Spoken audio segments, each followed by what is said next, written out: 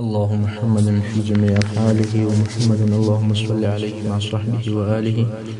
اما بعد، رسول صلی الله علیه و آله وسلم د سیرت 24مه برخه.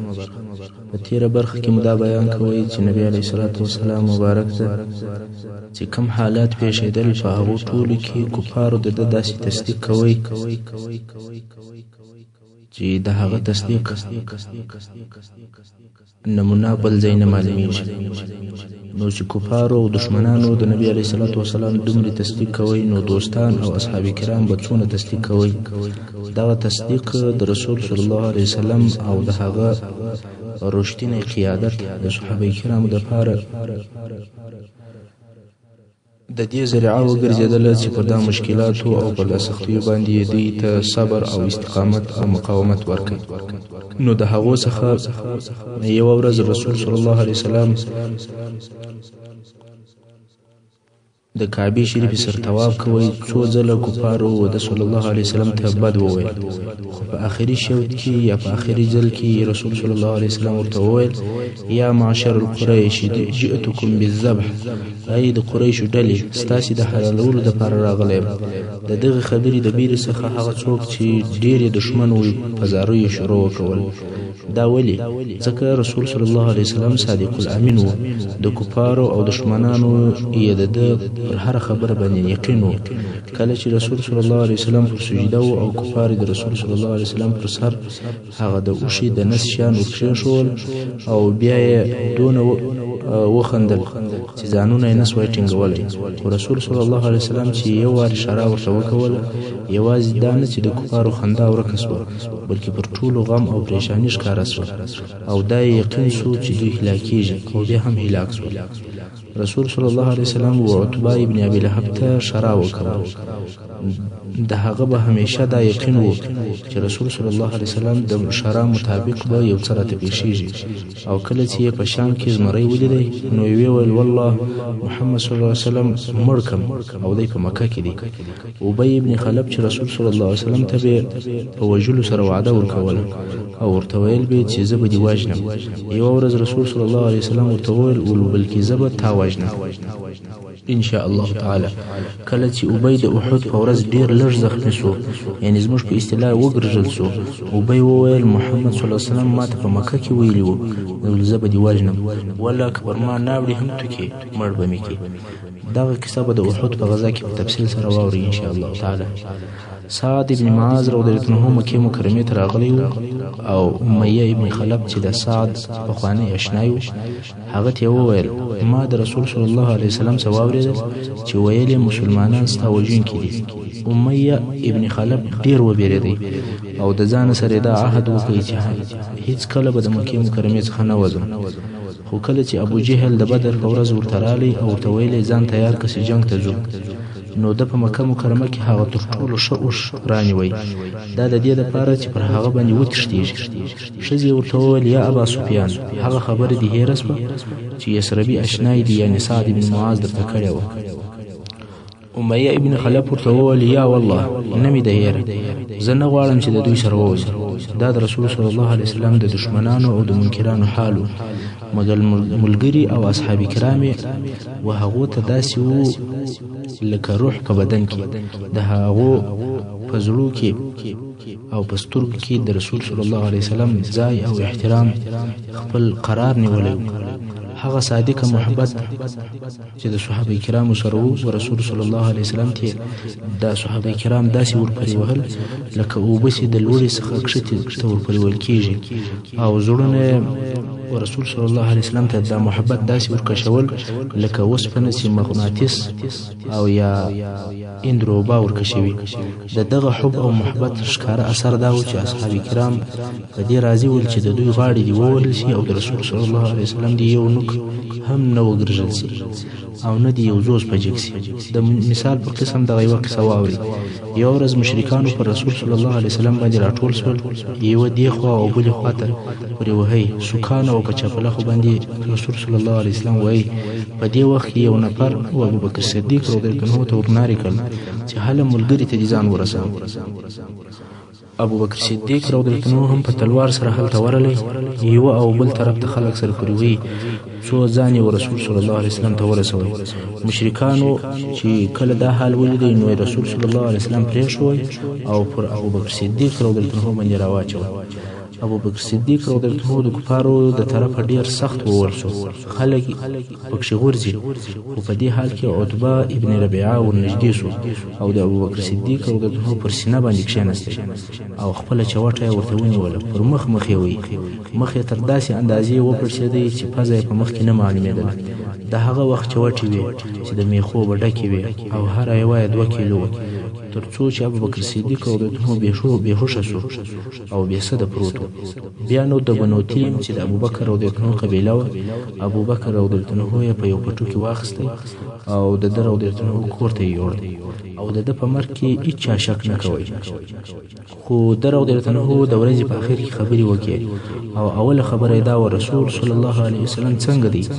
حاضرو کسانو خبره واړول او بیا یې د ده و مور ته چې ام الخیر ورته ویل کېده و هغه ته ور ولاړ شول، ول د خوړو یا د څښلو یو شی ورکړه. مور چې ورته راله او ورسره یوازې شو. ابوبکر صدیق رضی الله عنه دغه وایي رسول صلی الله علیه وسلم څنګه دی او څه وکړل. مور یې وویل والله ستا په صاحب او ملګري نه یم خبر. ابوبکر رضی الله عنه وویل و ام الجمیل بنت خطاب ته ورسه او د رسول صلی الله علیه وسلم د حال پوښتنه ځینې وکړه. د ابوبکر مور ام جمیل ته ورغله او ورته ویل چې ابوبکر د محمد ابن عبدالله صلی الله علیه وسلم د حال پوښتنه درڅخه کوي. ام جمیل وویل ول نه ابوبکر پیژنم نه محمد ابن عبدالله پیژنم، او که دې خوښه وي چې ستا زوی ته درسره ولاړ سم ولاړ بسه. د ابوبکر مور ورته وویل هو راځه. نو ام جمیل چې فاطمه بنت الخطاب وه او د عمر رضی الله عنه خور ده او د اسلام کیسه یې د مخه تېره شوه، د ابوبکر رضی الله عنه د مور سره ابوبکر رضی الله عنه ته راله، ویل دل چې ابوبکر ټپي او زخمي پروت دی او دا ورنږدې شوه او په چیغو سره یې نارې کړل والله هغه قوم چې ستا سره یې دا کار کړی دی هغه د فسق او د کفر اهل دی او زه امید لرم چې الله به ستا بدله او انتقام د هغو څه واخلي. ابوبکر رضی الله عنه وویل د رسول صلی الله علیه وسلم څه حال دی او څنګه دی. ام جمیل وویل دغه ستا مور یې اوري. ابوبکر وویل پروا نه لري دا زما مور ده. ام جمیل وویل هغه جوړ او روغ دی. بیا ابوبکر وویل ول چیرې دی. ام جمیل ورته وویل د ابن ارقم په کور کې دی. ابوبکر رضی الله عنه وویل ول والله نه به خواړه وخورم او نه به شی وڅښم تر څو چې رسول صلی الله علیه وسلم ته نه یم ورغلی. هغه وویل ته لږ وخت انتظار وکړه چې ته څه ارامه سې او خلک کوره ته سره ولاړ شي. ام جمیل وایي پس له څه وخته څخه چې خلک کوره ته ولاړل ابوبکر رضی الله عنه مو په داسې حال کې د کوره سره راویستی چې زموږ په منځ کې او پر اوږو یې تکیه کړې وه او رسول صلی الله علیه وسلم ته مو وروستی. دغسې د حب او د پیداکارۍ قصې به په دې سیرت کې ډېرې واوري، خاصتا هغه چې د احد په ورځ او نورې پېښې شوي دي. نو د دغسې محبوب رهبر او قائد دپاره به هم څوک قرباني نه ورکوي بلکې ورکوي. دریم هغه سبب چې د مسؤلیت احساس په صحابه کرامو کې پیدا کړی و، هغه صحابه کرامو دې ته اماده کړل چې دوی پر دومرې سختو مشکلاتو باندې تحمل او استقامت وکړي. اصحاب کرام پوهېدل چې د بشر پر غاړه ډېر لوی او عظیم مسؤلیت پروت دی او دا ممکنه نه ده چې څوک د دغه مسؤلیته په هیڅ حال کې ځان ګوښه او خلاص کړي، ځکه هغه خطرناکه عواقب چې د دغه مسؤلیت څخه د تیښتې او بې پروایي په حال کې پیښیږي تر دغه اوسنیو تکالیف ډېر لوی او ډېر زیات ضررمند دي او هغه تاوان چې د مسؤلیت د نه حسولو په حالت کې دوی ته او ټول بشریت ته پیښیږي په هیڅ ډول د دغه اوسني تکالیف او مشکلاتو سره نه قیاسیږي. نو ځکه یې دغه تکالیف او ازارونه قبلول نه د مسؤلیت څخه تیښته. څلورم سبب هغه ایمان پر آخرت و. ایمان پر آخرت هغه شی دی چې د مسؤلیت احساس قوي کوي. اصحاب کرامو دا پوره یقین و چې دوی د الله په حضور کې درېږي او د دوی د اعمالو که لږ وي که ډېر وي که لوی وي که کوچني وي حساب ورسره کېږي او تر حساب وروسته یا به د جنت و همیشني نعمتو ته ځي یا به د دوزخ په اور کې و همیشني عذاب ته ځي. نو ځکه دوی خپل عمر د بیرې او امید په منځ کې تېروي، د الله د رحمت په امید ول او د الله د عذاب څخه بیرېدل، لکه چې الله جل جلاله د سورة المؤمنون په 8 نمبر آیات کې فرمایي اعوذ بالله من الشیطان الرجیم والذين يؤتون ما أتوا وقلوبهم وجلة أنهم إلى ربهم راجعون. یعنی هغه کسان چې ورکوي هر هغه شی چې دوی ورکي، که زکات وي او که خیرات، په داسې حال کې ورکوي چې د دوی زړونه د نه قبلېدو څخه بیرېدونکي وي، چې بېشکه دوی خپل رب ته ورتلونکي دي. او اصحاب کرام په دې پوهېدل چې دا دنیا د خپلو ټولو عذابو او نعمتو سره د آخرت په مقابل کې د غوماشي د وزر قیمت او اهمیت نه لري. دغه پوهې او یقین پر دوی د دنیا مشقتونه او تکلیفونه دونه سپکول چې په دغو عذابو او آزارو هیڅ پروا نه کېدل. پنځم شی چې د دوی احساسات یې ورقوي کول هغه قرآن مجید و. په دغه سختو او قهرمنو او ترخو حالاتو کې د قرآن مجید داسې سورتونه او آیاتونه نازلېدل چې د اسلام پر مبادیو او د اسلام پر اساس او د اسلام پر بنسټ باندې حجت او دلایل ول، او مسلمانانو ته هغه لارښوونې کولې چې د هغو په عملي کولو سره ټول عالم بلکې ټول بشریت په هغو کې یو ښه ټولنه جوړېږي چې هغه اسلامي ټولنه ده، او د مسلمانانو احساسات یې پر صبر او استقامت باندې ټینګول، او د دغه مقصد دپاره بې مثاله حکمتونه به بیانول او ډیر مثالونه یې بیانول. د مثال په ډول د سورة بقره په 214 نمبر آیت کې الله جل جلاله فرمایي: اعوذ بالله من الشیطان الرجیم: ام حسبتم ان تدخلوا الجنة ولما يأتكم مثل الذين خلوا من قبلكم مستهم البأساء والضراء وزلزلوا حتى يقول الرسول والذين آمنوا معه متى نصر الله ألا إن نصر الله قريب. یعنی ای مومنانو، آیا تاسې ګمان کوئ چې تاسې به جنت ته داخل سئ او پر تاسې به د هغو کسانو په مثل سختۍ نه وي راغلي چې پخوا تېر سوي دي؟ پر هغو تکالیف او سختۍ رالې، لوږه او مسکلت پر رالل، ازارونه او تکلیفونه ورته پېښ شول، تر داسې اندازې چې هم به هغه د دوی رسول او هم به هغو کسانو چې د ده سره ایمان راوړی ویل به د الله نصرت به کله وي؟ الله جل جلاله د دوی په جواب کې فرمایي: خبر اوسئ چې مؤمنانو ته د الله نصرت قریب او نږدې دی. دا مسلمانانو ته اشاره وه چې آیا تاسې امید لرئ چې جنت ته داخل سئ؟ حال دا چې هغه تکلیفونه او آزارونه چې پخوانیو امتو ته پېښ سوي وو تاسې ته به نه پېښېږي. او بیا هم الله جل جلاله فرمایي په سورة عنکبوت اول نمبر او دویم نمبر آیات کې: اعوذ بالله من الشیطان الرجیم: الف لام میم أحسب الناس أن يتركوا أن يقولوا آمنا وهم لا يفتنون. آیا خلک داسې ګمان کوي چې دوی به پر دغه پرېښودل شي چې ووایي موږ ایمان راوړی دي او دوی د امتحان نه کړل شي؟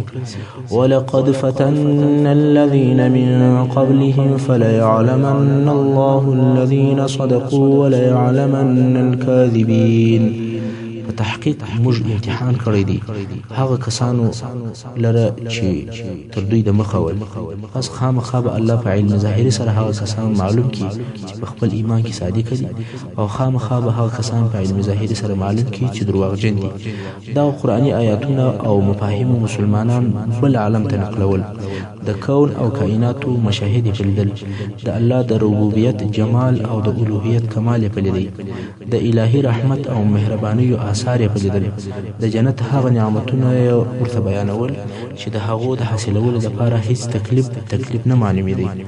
د دغه آیاتو په جریان کې مسلمانانو ته په الهي رحمت او نعمتو، په جنت او په الهي رضا سره زیری ورکول کېدل، او په عین وخت کې د دوی د ظالمانو، دشمنانو او سرکش کفارو د محاکمې حالات بیانېدل چې بیا پس له محاکمې څخه پړ مخې دوزخ ته ورکشول کېږي او ورته ویل کېږي ذوقوا مس سقر، یعنی د دوزخ د عذابو خوند وګورئ. شپږم شی د کامیابی زیری ول. د دغه ټولو تکالیفو سره سره مسلمانان د اولې ورځې څخه بلکې د مخه تر دې چې اسلام ته داخل شي په دې پوهېدل چې اسلام ته داخلېدل دا معنا نه لري چې باید مشکلات او تکالیف یوسو، بلکې د اولې ورځې څخه د اسلام دعوت هدف دا و چې ړوند جاهلیت او د هغه جاهلیت ظالم نظام د منځه یوسي. مسلمانان پوهېدل چې د اسلام اساسي هدف دا دی چې پر مځکه خپل نفوذ جاري کړي او په عالم کې سیاسي نفوذ لاسته راوړي، چې انساني امت او بشري ټولنه د الله د رضا پر طرف رهي کړي او د بندګانو د بندګۍ څخه د الله جل جلاله و بندګۍ ته ور وباسي. او د قرآن مجید دغه د کامیابۍ زیری ځینې وختونه په پوره صراحت سره ول او ځینې وختونه به بیا په کنایي سره مسلمانانو ته نازلېدل. دغه د سختیو په ژوند او د ازارو په وختو کې پر مځکه پر مسلمانانو ډیره تنګه شوه او قریبه وه چې د دوی د ژوند ورځې پای او اخر ته ورسیږي. هغه آیاتونه بیا نازلېدل چې د پخوانیو انبیاو او د دوی د قومو حالات پکې بیانېدل. داسې واقعات پکې ذکر کېدل چې د مکې مکرمې د مسلمانانو او د کفارو د حال سره مطلق برابر ول.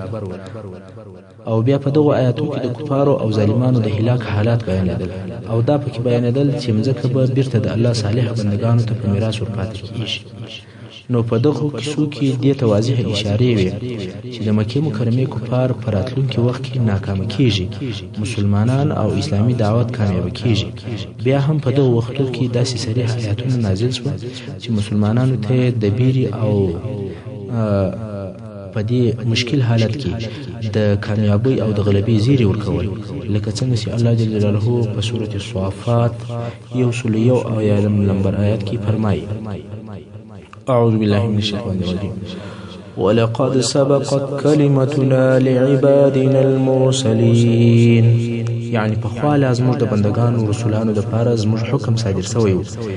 انهم لهم المنصورون، بشک چې د دوی سره مرسته او مدد سوی دی. وان جندنا لهم الغالبون، او بشک زموږ لشکري کامیاب او پر کفارو بریالي دي. فتول عنهم حتى حين، تر یو وخت پورې ته د دوی څخه مخ وګرځوه، یعنی څو ورځې لا دوی ته صبر وکوه، څه مه ورته وایه. وابصرهم فسوف يبصرون، ته څه موده دوی ته وګوره، ژر دی چې دوی به خپل عاقبت او اخري انجام ته وګوري او هغه به وویني. افبعذابنا يستعجلون، آیا دوی زموږ ته عذاب د راتلو تلوار کوي؟ فاذا نزل بساحتهم فساء صباح المنذرين، پس کله چې د دوی پر غول یا میدان باندې عذاب نازل سي، بد بوي سهار یا ورځ د دغه بیرولسو خلکو. او بیا رب جل جلاله په سورة القمر 45 نمبر آیات کې فرمایي: سيهزم الجمع ويولون الدبر، یعنی ژر ده چې د دغو کفارو ډله او ټولۍ به ماته سي او دوی به په جنګ کې مسلمانانو ته خپلې شاوې ور وګرځي، یعنی زغلي به او تښتي. همدارنګه رب جل جلاله د هغه مهاجر مسلمانانو په باره کې چې حبشې ته هجرت کړی و د هغو په باره کې فرمایي په سورة النحل 41 نمبر آیات: اعوذ بالله من الشیطان الرجیم والذين هاجروا في الله من بعد ما ظلموا لنبوئنهم في الدنيا حسنة ولأجر الآخرة أكبر لو كانوا يعلمون. یعنی هغه کسان چې د الله په لار کې ورسته تر هغه چې ظلم پر اوسو هجرت کړی دی، نو خامخا به موږ په دنیا کې دوی ته ښه ځای ورکړو او خامخا به د آخرت اجر او ثواب ډېر ورکړو که دغه مهاجرین په هغه خپل لوی اجر پوهېدلی. د الله جل جلاله د طرفه دغه قسم زیری او بشارتونه و مسلمانانو ته خورا ډېر دي چې د هغو په رانقلولو سره مضمون اوږدېږي. همدارنګه د رسول صلی الله علیه وسلم د طرفه دغه زیری یو او بل وخت مسلمانانو ته ورکول کېدل. کله چې به د حج موسم رالی، رسول صلی الله علیه وسلم به د رسالت د تبلیغ او د دعوت لپاره د خلکو په منځ کې ودرېدی او یوازې په جنت سره یې زیری نه ورکول، بلکې په پوره صراحت سره به ویل: ای خلکو، لا اله الا الله ووایاست چې له الهي عذاب څخه خلاص سئ، او په دغه کلمه سره به د عربو باچهان سئ او عجم به مو اطاعت وکړي، او که مړه سواست په جنت کې به بیا باچهان یاست. دا رنګ رسول صلی الله علیه وسلم د قریشو هغه اخرینی ډلې ته چې ابو طالب ته ورغلل په صراحت سره وویل: زه له دوی څخه یوه جمله غواړم، دوی د هغه قبوله کړي عرب به ورته تابع سي او د عجمو به باچهان سي. د رسول صلی الله علیه وسلم دغه زیری او بشارتونه په پټه او په پرده کې نه ول، بلکې لڅ او ښکاره او په صراحت سره ول. لکه څنګه چې مسلمانان خبر و، دارنګه کفارو ته هم تر داسې اندازې ور معلوم ول چې د رسول صلی الله علیه وسلم اصحاب کرام به ولیدل، د پسخند او د ملنډو پر قسم به ویل هغه د ځمکې باچاهان رالو، ژر دی چې د کسرا او د قیصر پر باچاهیو به کامیاب شي. بیا به یې شپیلکیان چکچکي کولې. نو د دغه په مقابل کې چې اصحاب کرامو ته په دنیا کې د روښانه مستقبل زیر ورکول کېدل او د هغو امیدو سره چې په آخرت کې به پر جنت کامیاب کیږي، اصحاب کرامو دغه پرلپسې عذابونه پر دوی چې اورېدل او هغه مصیبتونه له هره طرفه چې پر دوی راګرځېدلي ول، دا یې داسې بلل لکه د پسرلي اوریځ چې ژر به سر وپاشل شي. پر دې ټولو سربیره رسول صلی الله علیه وسلم به همیشه د دوی ارواحونه په ایمان ورتغذیه کول، د دوی ضمیر او وجدان د قرآن او د حکمت په تعلیم سره ورپاکوي او په سالمه تربیه سره دوی تربیه کول، د دوی ارواحونه یې لوړو منزلو او د زړو پاکۍ ته رهنمایي کول، د اخلاقو صفایي، د مادیاتو څخه ازادي ورته بیانوله، د شهواتو سره د مقاومت لارې چارې ورښولې، د مځکې او اسمانو رب ته یې نږدې کول، د جهل د تاریکیو څخه د معرفت و نور ته راایستل، د ازارو په مقابل کې صبر او د نفس د مغلوبې کېدو طریقې ورښوې. نو ځکه دوی په علم کې یو رسوخ او محکموالی پیدا کوي، د الله جل جلاله په لار کې پانې کېدل و جنت ته شوق و حرص پر علم باندې، په دین کې فقه او پوهې درلوده، محاسبة النفس یې درلودی، غلبه پر عواطفو، تقیید په صبر سره، هدوء او وقار یې زیات شو.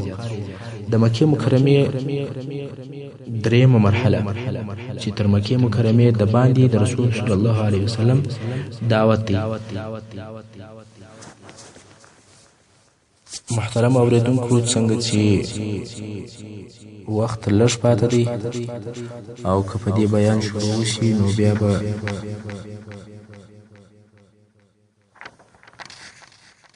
د قصې په مابینځ کې